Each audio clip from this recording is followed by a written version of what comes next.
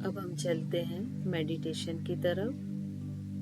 जो भी अगर आपको सिटिंग अरेंजमेंट चेंज करना है, रीअरेंज करना है तो आप पहले कर लें। अगले 30 मिनट तक आपको फिर कोई भी चेंजेस नहीं करने हैं। तो आप जो भी अपने पोस्चर में चेंजेस करना चाहें आप कर लीजिए, लेकिन आंखें बंद ही रखें, आईज ओपन ना करें।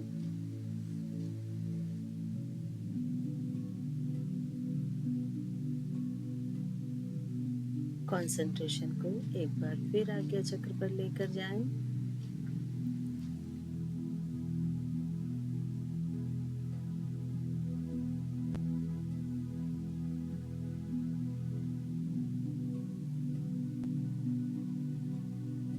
आज्ञा चक्र पर विजुअलाइज करें किसी ऐसे टेम्पल या मंदिर को जहां जाना आप बहुत पसंद करते हैं। हर एक व्यक्ति का कोई एक ऐसा मंदिर होता है जिससे उसका अटैचमेंट बहुत अधिक होता है। उस मंदिर को विजुअलाइज करें। विजुअलाइज करें कि आप उस मंदिर के सामने खड़े हुए हैं। उस मंदिर का शिखर देखें, उसके मेन एंट्रेंस को देखें, उसके सराउंडिंग जो भी एटमॉस्फेयर है उसे देखें। जो साउंड्स आ रहे हैं आसपास उन्हें सुनने की कोशिश करें। कुछ लोग अगर दिख रहे हैं तो उन्हें भी देखने की कोशिश करें।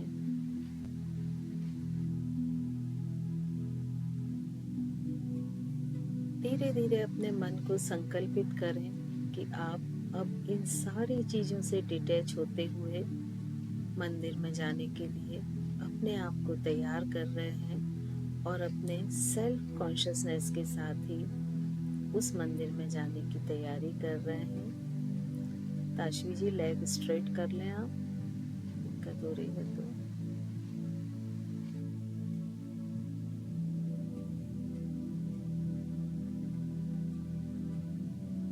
धीरे धीरे आगे बढ़ते हुए उस मंदिर के एंट्रेंस पर या गर्भगृह के द्वार पर पहुंचे।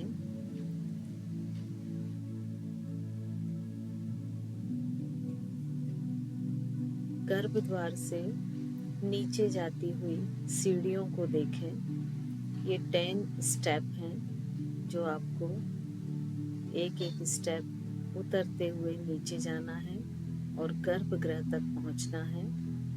और हर एक स्टेप पर आपको एक इनहेल और एक्सेल करना है। नंबर काउंटिंग मैं बोलती जाऊंगी, आपको काउंट डाउन करते हुए करना है। या आप सेल्फ भी कर सकते हैं। आपको 10 से 1 तक काउंट डाउन करना है और कोशिश करें कि चूंकि इंग्लिश में सभी को बहुत सहज रहते हैं ये नंबर्स, तो हिंदी यूज करें 10 से 1 तक। 10 breathe in, 10 breathe out. Example पहले पूरा सुन लें फिर शुरू करेंगे। 9 ब्रीद इन, 9 ब्रीद आउट। फिर एक और स्टेप नीचे उतरें। इस तरह से धीरे धीरे नीचे जाते हुए 0 पर आप गर्भगृह के फ्लोर पर आ जाएंगे। शुरू करें काउंट डाउन करते हुए, एक एक स्टेप नीचे उतरते हुए गर्भगृह में प्रवेश करते जाएं।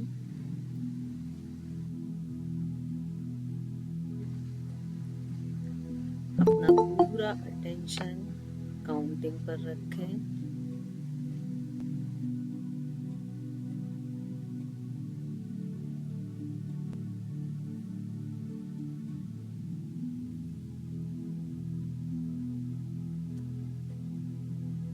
हर एक काउंट के साथ एक सीढ़ी नीचे उतरते जाएं।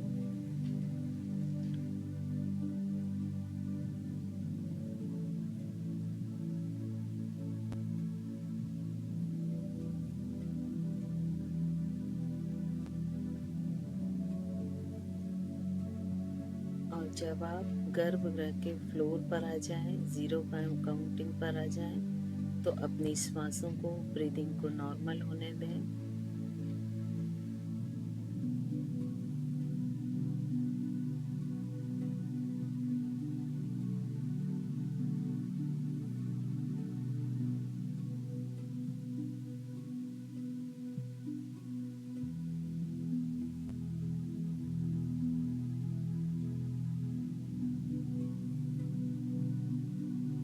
गर्भगृह के फ्लोर तक आ चुके हैं। सामने नजर उठाकर देखें, आपके इष्ट की स्टैच्यू है, आपके भगवान की मूर्ति आपके नजरों के सामने है। धीरे से बैठते हुए प्रणाम मुद्रा में आ जाएं और उस मूर्ति को प्रणाम करें, दर्शन करें और अपने माथे को गर्भगृह के फ्लोर से लगा दें और विजुअलाइज करें कि जैसे ही आपने अपने माथे को गर्भगृह से लगाया, आपके सारी नेगेटिविटी, सारे टॉक्सिन्स, सभी कुछ उस गर्भगृह में एब्जॉर्ब होते जा रहे हैं।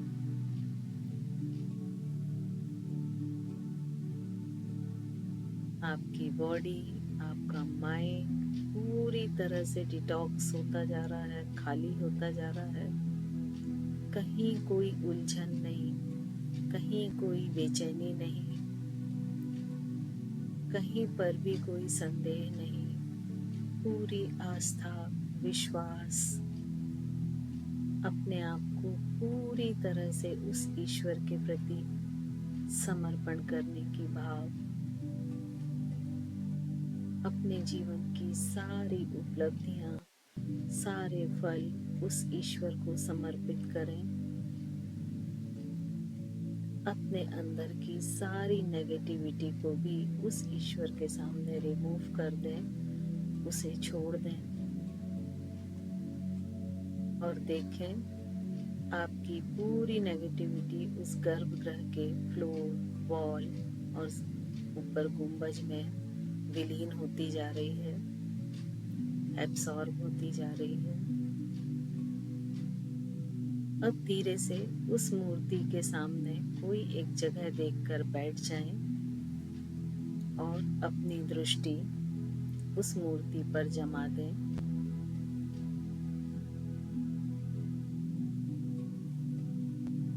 धीरे धीरे आंखें भारी होती हुई बंद हो जाएंगी और आपके आज्ञा चक्र पर वो मूर्ति स्पष्ट रूप से आप देख पाएंगे। विजुअलाइज करें कि उस मूर्ति से एक बहुत ब्राइट चमकदार प्रकाश निकल रहा है और ये पूरी लाइट एनर्जी आपके सामने की बॉडी एब्सॉर्ब कर रही है। आपका फेस, आपका चेस्ट, आपका पूरा बॉडी का फ्रंट पार्ट जो है इस ब्राइटनेस को एब्सॉर्ब करता जा रहा है और आपकी जो नेगेटिविटी से खाली हुई बॉडी है वो पूरी तरह से इस पॉजिटिविटी से भरती जा रही है।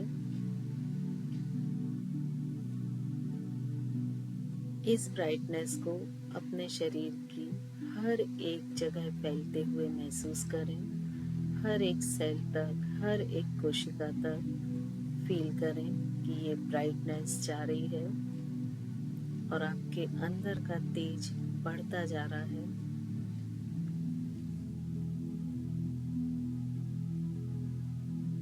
एक सेल, हर एक कोशिका ब्राइट होती जा रही है, चमकदार होती जा रही है। हर एक सेल की वर्क एफिशिएंसी बढ़ती जा रही है। वो कोशिका अपनी पूरी कार्य क्षमता के साथ अपने काम कर रही है।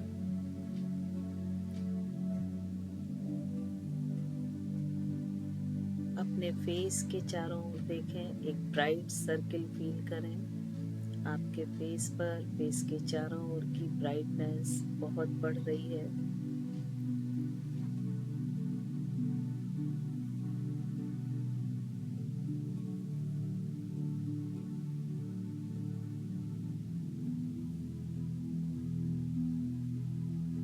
आपकी पूरी बॉडी एक तेज से, एक ब्राइटनेस से जगमगा रही है।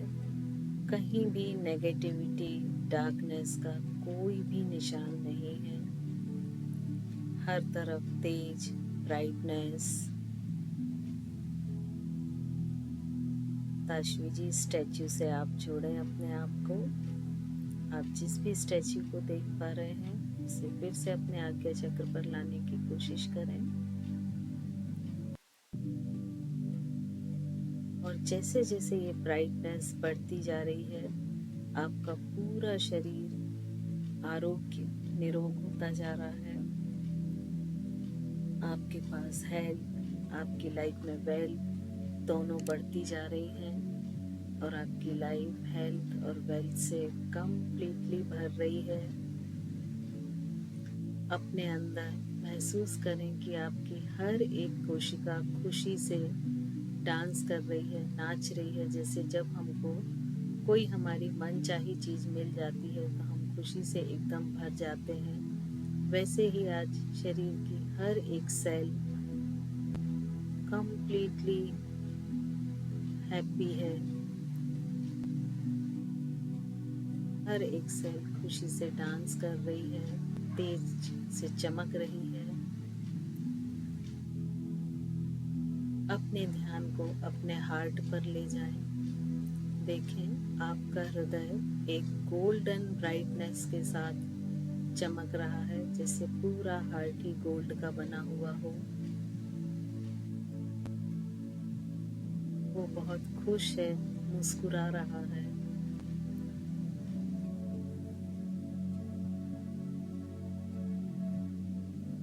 उसकी हार्ट बीट को सुनने की कोशिश करें।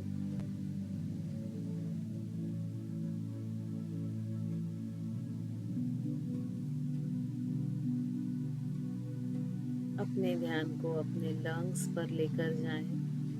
देखें एक ब्राइटनेस से, एक तेज से पूरे लंग्स भरे हुए हैं। लंग्स अपने पूरे परफेक्शन के साथ अपने काम को कर रहे हैं। प्रॉपरली ऑक्सीजन को एब्जॉर्ब कर रहे हैं उसके सेल्स और कार्बन डाइऑक्साइड को बाहर रिलीज कर रहे हैं।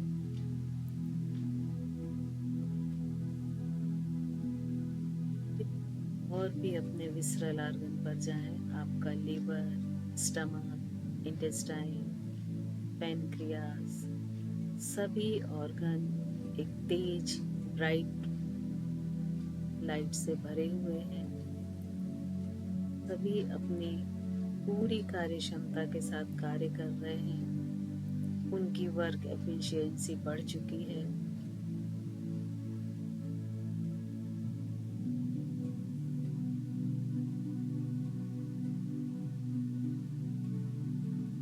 धीरे धीरे अपने ध्यान को वापस उस ईश्वर की मूर्ति या स्टैचू पर लेकर जाएं।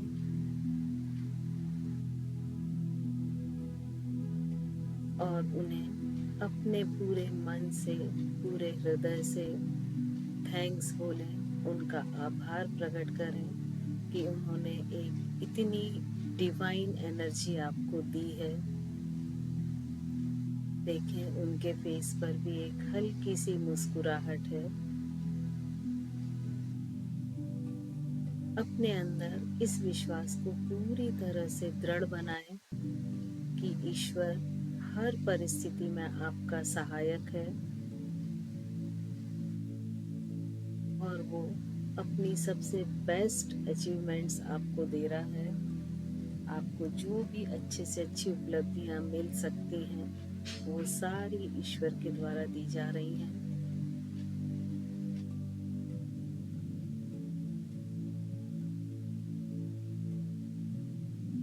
अपने दोनों हाथों को नमस्कार की मुद्रा में लेकर आएं और अपने पूरे मन से, पूरे हृदय से, अपनी हर एक सेल से ईश्वर को धन्यवाद दें जिन्होंने आपको इतनी सारी उपलब्धियां दी, एक इतना सुंदर जीवन दिया, एक इतनी अमूल्य निधि दी। आपको स्वस्थ बनाया, निरोग बनाया। आपके जीवन में दी गई सारी उपलब्धियों के लिए ईश्वर को धन्यवाद दें।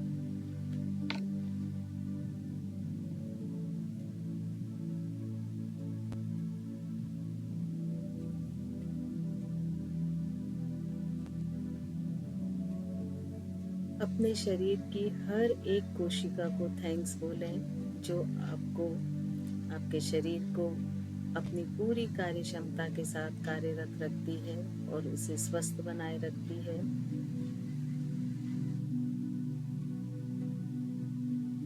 अपने पेरेंट्स को, माता पिता को धन्यवाद दें जिनके कारण आपका वजूद है, आपका एग्जिस्टेंस है। अपने पूरे मन से, पूरे हृदय से उन्हें थैंक्स बोलें। अपने उन सभी फैमिली मेंबर्स के पिक्चर को आज्ञा चक्र पर लाएं और थैंक्स बोलें जो भी आपके जीवन में सहयोगी हैं।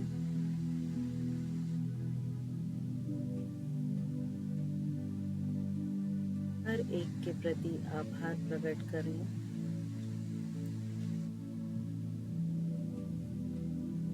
अपने सारे उन रिलेटिव्स को थैंक्स बोलें जो आपके जीवन में कभी सहयोगी थे, हैं या शायद भविष्य में रहेंगे। जो भी परोक्ष अपरोक्ष रूप से आपके जीवन में सहयोगी हैं, सभी को थैंक्स बोलते जाएं। अपने सभी दोस्तों को, फ्रेंड्स को थैंक्स बोलें।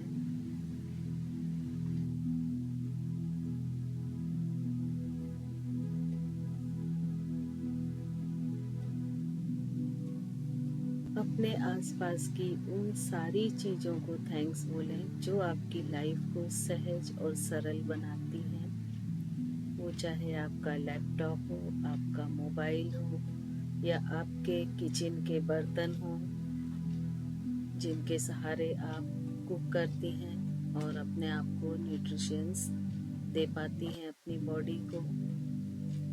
हर एक चीज को थैंक्स बोलते जाएं। अपने सभी होम हेल्पर्स को थैंक्स बोलें जो आपके जीवन को सहज बनाते हैं।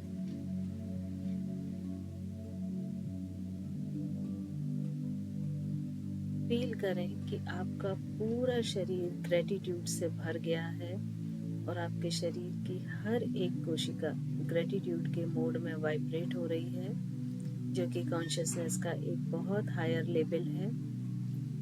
और धीरे धीरे इस ग्रेटिट्यूड को पूरे अपने से फोकस रखते हुए अपने चारों ओर फैलाते जाएं। अपने घर में, घर के बाहर, मोहल्ले में, शहर में, देश में, विश्व में। और महसूस करें कि आप एक ग्रेटिट्यूड का सेंटर है जिससे ग्रेटिट्यूड एनर्जी निकलती हुई पूरे विश्व में फैल रही है और आप उन सभी के प्रति आभार प्रकट कर रहे हैं जो परोक्ष अपरोक्ष रूप में आपके सहयोगी हैं या सहयोगी नहीं भी है। सभी के प्रति आभार की भावना, सभी के प्रति मैत्री भाव, सभी के प्रति करुणा का भाव, सभी के प्रति बंधुत्व का भाव।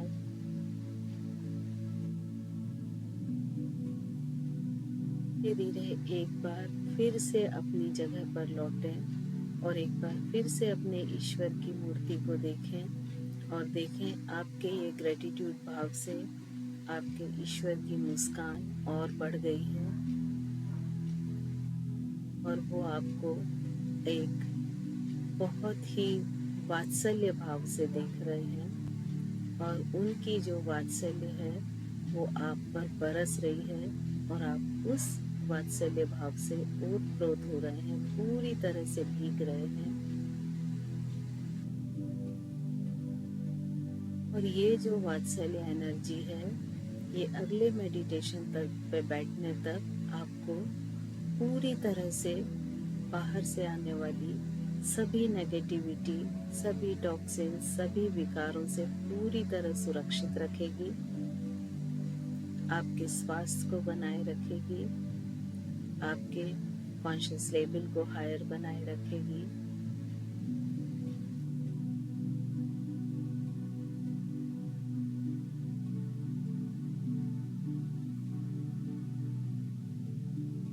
दो से 3 मिनट तक हाथ आप चाहें तो नीचे कर सकते हैं और 2 से 3 मिनट तक इस भाव को बनाए रखें और इसे मेंटेन रखें, इस विजुअलाइजेशन को। अपने आप को अपने अंदर से जोड़ें और देखें आपके अंदर भी उसी ईश्वर का वास है।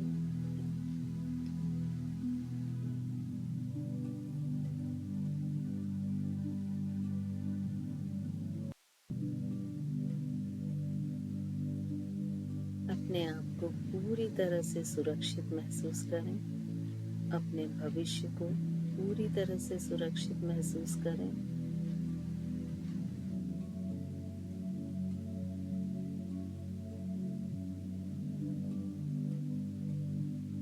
अपने विश्वास को ईश्वर के प्रति और भी दृढ़ करें।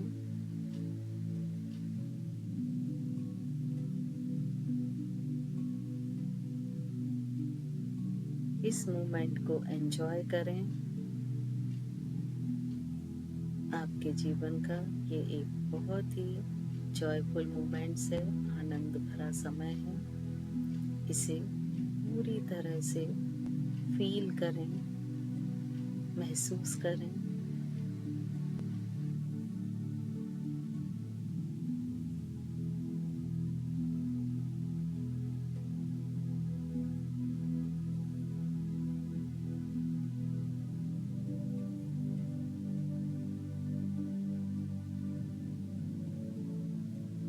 अगले मेडिटेशन पर बैठने तक महसूस करें कि ये जो ग्रेटिट्यूड है, मैत्री है, करुणा है, ये एनर्जी आपसे लगातार निकलती रहेगी और आप जिन के भी संपर्क में आएंगे वो भी इस एनर्जी से भर जाएंगे। ऐसा विश्वास अपने मन में बना के रखें कि आप एक ऐसे सेंटर होंगे जो सभी को ग्रेटिट्यूड, मैत्री, करुणा, मुदिता से भर देंगे।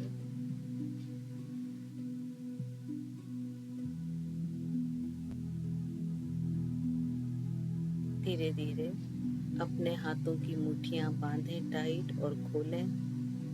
दोनों हाथों की मुट्ठियां बनाएं, उंगलियों को, फिंगर्स को टाइट करें और खोलें।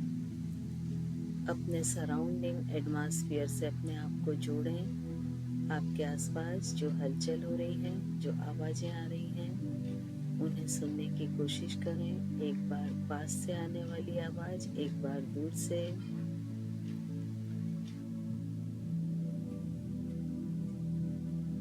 दोनों पाम्स को आपस में रब करें और जब हथेलियाँ अच्छी तरह से गर्म हो जाएं तो इस एनर्जी को अपनी बॉडी में ट्रांसफ़र करें। सबसे पहले अपने आईज पर, फेस, हेड, कंप्लीट बॉडी से इन पाम्स को टच करें।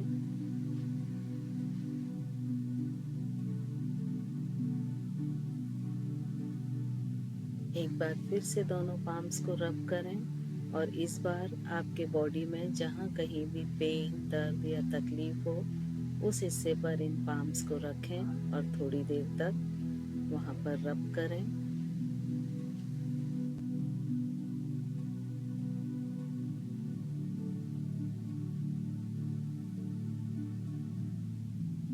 धीरे धीरे आईज ओपन कर लें, आँखों को खोल लें।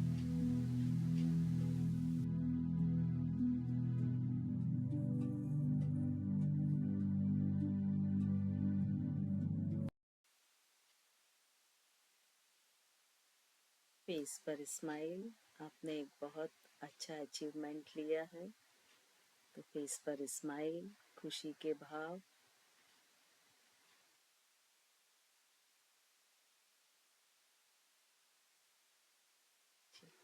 कोई अपना एक्सपीरियंस शेयर करना चाहेगा क्या? इसमें एक चीज़ मुझे आपको बतानी थी, जब भी हम ये मेडिटेशन, योग निद्रा या ऐसी चीज़ें, शवासन ये करते हैं, तो जो हमारा माइंड होता है वो चूंकि लगभग अल्फा से भी नीचे थीटा लेवल पर चला जाता है।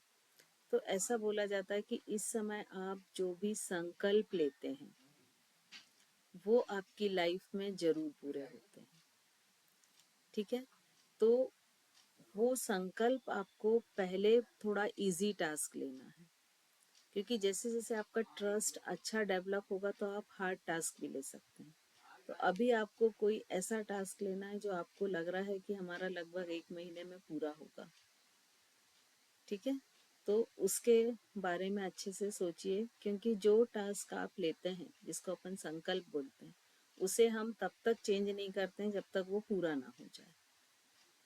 ठीक है, तो आपको वो संकल्प अपने आप में डिसाइड करना है। अब वो संकल्प कैसा हो, एक तो एक सेंटेंस का हो, स्टैंडर्ड 7 सेकेंड का सेंटेंस माना जाता है, वो नेगेटिव ना हो, उसका मीनिंग क्लियर हो, ऐसा ना हो कि वो कंफ्यूज करे। ठीक है, तो आप कोई अच्छे से, आप आराम से सोच लीजिए, विचार कर लीजिए कि आपको क्या टास्क वो लेना है। तो कल से हम उस संकल्प को भी मेडिटेशन के बाद रिपीट करेंगे। ठीक है, तो आपके पास पूरे 24 आवर्स हैं, तो उसमें आप देखिए। और शुरू में मैं आपको यही सलाह दूंगी कि छोटे छोटे टास्क लीजिए, क्योंकि जैसे जैसे वो जल्दी पूरे होते हैं तो आपका ट्रस्ट बढ़ता जाता है, और जितना अधिक, जितनी फ्रिक्वेंटली आपके ट्रस्ट की रहेगी उतनी जल्दी वो चीज़ें पूरी होंगी। ठीक है, चलिए, अब कोई कुछ बोलना चाहता है या कोई क्वेश्चन है तो पूछ सकते हैं। हालांकि मेडिटेशन के बाद बोलने का मन नहीं करता है, ऐसा लगता है कि थोड़ा सा बस शांति में ही बैठे रहें। लेकिन मैं इसलिए पूछ रही हूँ कि मैं सिर्फ ये पूछना चाहती हूँ कि विजुअलाइज कौन कौन कर पाया और कौन कौन नहीं कर पाया। जो नहीं कर पा रहे हैं तो फिर उनको मैं अलग से कुछ टिप्स दे दूंगी जिससे उनका विजुअलाइजेशन पावर बढ़े थोड़ा सा। मैम आपने पहले 2-3 बार कराई है तो हमेशा हुआ है, लेकिन आज मतलब बहुत ज्यादा डीप में ऐसा नहीं लगा कुछ, जैसे एक फील होती थी ना अंदर से, वो वाली आज पता नहीं, बहुत कोशिश करी लेकिन नहीं आई। देखिए, उसके बहुत सारे रीजन होते हैं। या तो कई बार हमारे आसपास कोई डिस्ट्रक्शंस रहते हैं, कई बार हमारे विचारों में ऐसा कुछ रहता है कि हम किसी और चीज में उलझे हुए हैं, है ना। दिन भर का जो भी कोई टास्क है कंप्लीट नहीं हुआ है, या कई बार आसपास कुछ साउंड हो रहे हैं, या कई बार हम बहुत अधिक सपोज थके हुए हैं दिन भर में, तो वो भी हो सकता है। तो ये मतलब ऐसा जरूरी नहीं कि अगर आज नहीं हुआ तो कभी नहीं होगा। आपने जितनी तो बार कराया है ना, आपने मतलब ऐसा भी हुआ है कि रोए भी हैं और हंसे भी हैं अंदर से, लेकिन आज पता नहीं, शायद कहीं कुछ माइंड में कुछ होगा। कई बार होता है ना। तो ऐसा हमें नहीं सोचना चाहिए कि अगर एक बार नहीं हुआ तो होगा ही नहीं। कई बार होता है, कुछ सिचुएशंस ऐसे हो जाते हैं। ठीक है, तो इसके लिए बस आप लोग कोशिश करें कि जैसे जगह फिक्स रखें, टाइम तो फिक्स रहेगा ही, है ना। और थोड़ा सबसे डिटैच करके रखें, क्योंकि आप अपने आप से तभी जुड़ सकते हैं जब आप बाहर के उससे मतलब थोड़ा डिटैच होंगे, है ना। तो जितना अच्छा आपके आसपास शांति रहेगी उतना, हाँ अभी ये शुरुआत के लिए, फिर एक बार आप उसमें अगर जैसे बोलते ना कि वो एक्सपर्ट हो गए, तो फिर जैसे बोलते ना कि कृष्ण जी जो हैं वो रथ चलाते हुए भी ध्यान कर लेते थे। तो ये स्टार्टिंग के लिए है, क्योंकि बिगनिंग हमेशा टफ होती है। और चूंकि ये सीधियां होती हैं, और ये क्या होता है कि आपकी लाइफ से दुख दर्द को हटाती हैं, तो ये आसानी से नहीं मिलती हैं। ढेर सारे ऑब्स्टकल आएंगे कि ये नहीं करना, फिर मन नहीं हो रहा, फिर चलो आज नहीं करते हैं, फिर आज चलो कहीं जाना है। तो हमेशा सिद्धियों में रुकावट आती है, ये सभी धर्मों में ऐसा बोला गया है और सभी जगह ऐसा होता है। तो अपने मन को स्ट्रांग बना के और आपको उसमें लगना पड़ेगा। मैम जैसे आपने टास्क बोला तो थोड़ा सा बताएंगे कि किस टाइप के, जैसे हम सोचे। कोई भी हो सकता है टास्क, आप जो भी चाहते हैं कि आपके फ्यूचर में वो चीज हो, है ना। तो वो हम अपने फ्यूचर से जो चाहते हैं वो कोई भी आप ले सकते हैं। ठीक है। मैं काफी देर से वापस से रिकनेक्ट कर रही थी, वो हो ही नहीं रहा था, तो अभी रिकनेक्ट हुआ है तो आप टास्क बता सकते हैं। अच्छा, आप मीटिंग से बाहर हो गए थे क्या? हाँ हाँ, आधे घंटे से मैं ट्राई कर रही थी। अच्छा, नहीं, बस संकल्प के बारे में बताया है कि एक कोई टास्क आपको ऐसा जो थोड़ा सा आप चाहते हैं कि आपकी लाइफ में हो वो, है ना, वो आपको डिसाइड करके रखना है। तो आफ्टर मेडिटेशन हम जो बोलते हैं कि संकल्प दोहराइए, तो उसमें हम अपने भविष्य से जो चाहते हैं वो एक छोटा सा सेंटेंस में जिसका मीनिंग क्लियर हो, उसको आपको 3 बार दोहराना है। तो ऐसा कहा जाता है कि आप जो ये संकल्प लेते हैं वो आपकी लाइफ में जरूर पूरा होता है। ठीक है।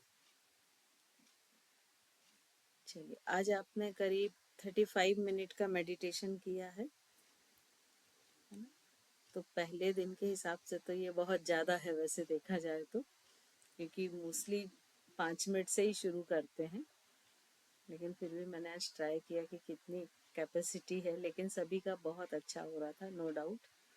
थोड़ी सी प्रैक्टिस, कंटिन्यूटी बनी रहेगी ना। मतलब ऐसा बोला जाता है कि जैसे मान लीजिए आपने फर्स्ट डे किया तो आपने 5% अचीवमेंट किया, आपने सेकेंड डे किया तो आप 55% अचीव करेंगे। तो कंटिन्यूटी होना जरूरी है। और अगर आपने एक दिन का ब्रेक दे के फिर किया तो फिर 5 पे आ गया आप। तो इसमें कंटिन्यूटी होना बहुत जरूरी है। मैम आज तो बहुत अच्छा इमेजिनेशन हुआ, पर कहीं कहीं फनी थिंग्स भी हो रही थी। जैसे हमारे मंदिर में ना शिखर नहीं है, मतलब चैत्यालय जी है वो, हम्म। और गर्भगृह नहीं है। तो जब हम सीढ़ियां चढ़ के ऊपर जाते हैं, तो जब आपने बोला सीढ़ियां उतर के नीचे जाओ, तो हम मंदिर से बाहर आ जा रहे थे। बाहर आ जा रहे थे। एक्चुअली सिचुएशन सभी की अलग अलग होगी ना। वो जो डाउन बोलते ना हम जाने, उसका सिर्फ रीजन ये होता है कि जब हम काउंट डाउन करते हैं ना और नीचे की तरफ जाते हैं तो हम इन मतलब एक सिंबल कह लो या एक इनडायरेक्ट कह लो कि हम अपने अंदर उतरते जाते हैं, तो इसलिए वो वही टर्म यूज करते हैं। तो ये चीज मेरे शायद इस साथ भी हुई मैम, जैसे जो प्राची दीदी बोल रही है कि मैं भी मतलब उसमें कंफ्यूज हो गई कि मैं कहाँ जाऊं। कहाँ जा ये हो सकता है क्योंकि सिचुएशन सभी की अलग अलग होती है और यहाँ हम ग्रुप में कर रहे हैं, तो ये हो सकता है। तो अभी हम ये 2-3 दिन तो मेडिटेशन ही करेंगे, फिर मंडे से हम प्रॉपर जो मेडिटेशन का वे होता है ना, उस वे में शुरू करेंगे। तो मतलब उसमें हम त्राटक भी करेंगे, अजपा जप भी करेंगे, योग निद्रा भी करेंगे। तो बहुत सारी चीजें रहेंगी इसमें स्टार्टिंग में। तो जब वो स्टार्टिंग में आप लोग करेंगे ना सारी चीजें, तब आपका मेडिटेशन और अच्छा होने लगेगा, बेटर हो जाएगा उससे। ठीक है। मैम एक और चीज थी कि जैसे कि मैंने काफी टाइम से भी योग नहीं किया है, मुझे इंजुरीज हो गई थी, तो बॉडी पे कंट्रोल नहीं है। मतलब जैसे मैं कर रही थी तो ऐसा लग रहा था जैसे हाथ नीचे स्लिप हो रहे हैं, या कहीं पे मसल ट्विचिंग हो रही है। अब आई डोंट नो वो रियलिटी में हो रही थी कि नहीं, बट ऐसे फील हो रहा था। ये देखिए, जो डाउन होते हैं या इचिंग होती है ना, ये एनर्जी फ्लो के कारण होती है।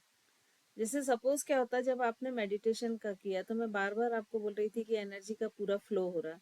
तो कहीं अगर आपके किसी पार्ट में एनर्जी ब्लॉक है, रुकी हुई है, तो जब वो फ्लो होगी वहां पर, तो वहां पर या तो इचिंग होगी, या ऐसा लगेगा कि कोई सनसनाहट सरसराहट टाइप की हो रही है ना। या कई बार वहां पर जैसे झुनझुनी आने के पहले एक होता है ना कि पूरी नमनेस टाइप की, वो होगा। तो ये सब डिफरेंट डिफरेंट चीजें होती हैं जो सभी के साथ होती हैं। और रहा आपको कि जैसे बैठने में लंबे समय प्रॉब्लम हो रही, तो आप पिलो वगैरह ले सकते हैं, है ना, कि पिलो का सपोर्ट ले लें तो मसल्स आपके कंफर्टेबल पोजीशन में रहेंगे। ठीक है।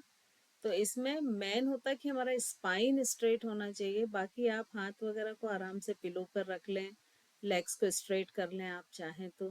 क्योंकि इसी यदि आप क्रॉस लेग बैठे मान लीजिए और वो पैर सो गया, उसमें नमनेस आ गई, तो आपका मेडिटेशन पे ध्यान ही कहाँ रहेगा।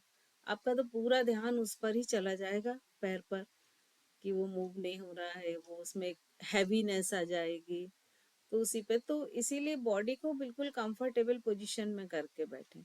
आप चाहें तो अभी ठंड है, शॉल ओढ़ के बैठ सकते हैं। आप अगर पैर फैला रहे तो पैरों के ऊपर एक शॉल डाल सकते हैं।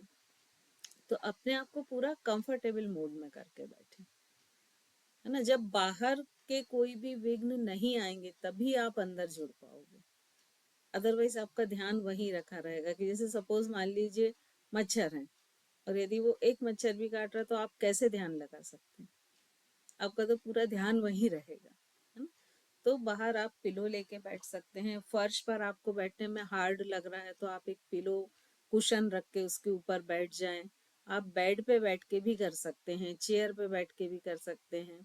तो वो सारी चीजें आपको अपने हिसाब से कंफर्टेबल करनी है ना, कि आप क्या अच्छे से अच्छा कर सकते हैं। ठीक है, तो चलिए कल मिलते हैं सेम समय पर, लिंक सेम रहेगी। ठीक है, थैंक यू मैम। जय जिनेंद्र। थैंक यू मैम, जय Jinendra. Welcome. Thank you ma'am, जय जिनेंद्र।